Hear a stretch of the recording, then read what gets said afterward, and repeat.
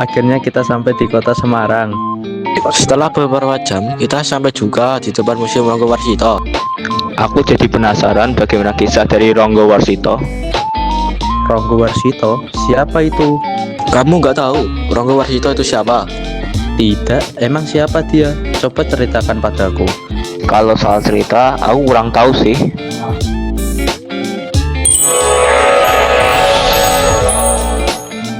Baik kalian semua, apa kalian ingin tahu cerita tentang Raden Ranggawarsita? Aku bisa membantu kalian untuk menjelaskannya.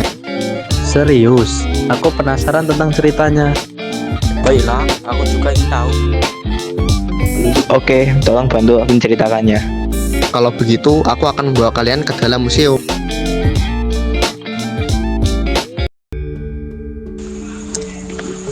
Wah, kita di dalam Museum Ranggawarsita. Bagus juga museumnya. Nah, cepat ceritakan. Aku sudah penasaran. Oke, baiklah. Raden Ranggawarsita memiliki nama asli Bagus Burhan. Dia lahir pada Senin Legi 10 Zulkaidah 1782 Maret Saka atau 25 Maret Masehi, Kampung Yasadipura, Surakarta. Bagus Burhan lahir pada masa kejayaan pemerintahan Pakubuwono IV dari Kesultanan Surakarta. Ayahnya adalah Raden Mas Pajangswara dan ibunya bernama Nyi Ageng Pajangswara. Oh, itu yang bernama Ranggawarsita. Nah, bagaimana Ranggawarsita itu mengemban ilmunya? Baiklah, aku juga akan menceritakan bagaimana beliau mengemban ilmunya.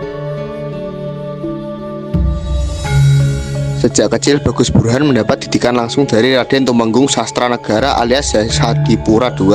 Bahkan sang kakek buyut itu meramalkan akan jadi pujangga terakhir Jawa. Pada usia 4 tahun, dia diserahkan untuk dididik oleh Tanah Jaya. Hingga pada usia 12 tahun, dia menjadi remaja yang akan haus ilmu pengetahuan. Bagus Burhan melanjutkan pengembaraan untuk menuntut ilmu. Dia berpindah dari satu pondok ke pondok lain. Di antara pondok yang didatangi yaitu Pondok Gebang di Natar di Ponorogo yang dipimpin oleh Kiai Besar Cucu Pakubuwono IV. Memasuki akhir tahun 1818, Bagus Burhan memutuskan pulang kampung ke halamannya. Dia diangkat menjadi Carik Juru Tulis Kadipaten Anom dengan gelar Rangga Pujangga Anom. Sejak saat itu karirnya sebagai juru tulis terus berkembang. Hingga akhirnya Bagus Burhan diangkat menjadi Mantri Carik Kadipaten Anom dengan gelar Mas Ngabehi Saratata. Pada usia 30 tahun, dia diangkat menjadi Penema Carik Kadipaten Anom. Dengan posisi ini, dia mendapat gelar Raden Ngabehi Ranggawarsita.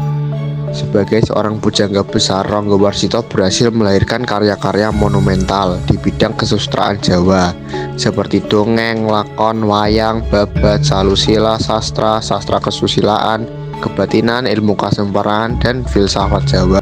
Dilihat dari karya-karyanya, yaitu Serat Hidayat Jati, dia memadukan antara pemahaman Islam dengan kebudayaan Jawa. Serat konsep itu ketuhanan, konsep penciptaan manusia, dan kesempurnaan hidup. Ranggawarsita meninggal dunia pada tanggal 5 Zulkaidah 1802 Saka atau 24 Desember 1873 pada usia 71 tahun dan dimakamkan di Trucuk, Klaten, Jawa Tengah, dan meninggalkan 3 orang putri dan 2 putra. Dia juga meninggalkan karya besar monumental kesusastraan Jawa.